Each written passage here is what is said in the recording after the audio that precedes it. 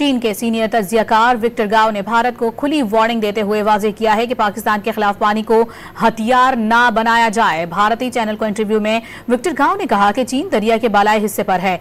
अगर भारत ने पाकिस्तान के लिए पानी रोका तो चीन खामोश नहीं रहेगा। पाकिस्तान का पानी रोकने की किसी भी कोशिश को चीन अपनी इत्तेहादी सालमियत पर हमला समझेगा।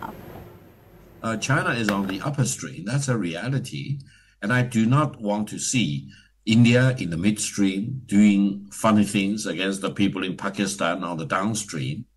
And peaceful cooperation will be absolutely necessary between China and India and between India and Pakistan as far as water in these mighty rivers is concerned.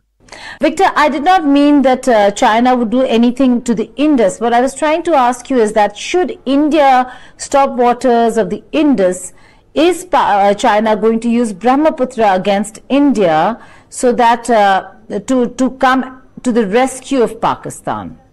Is the Pakistan relationship that important? You are raising a hypothetical question. I think China-Pakistani friendship is ironclad, and China will not allow any violation of Pakistan's legitimate interest in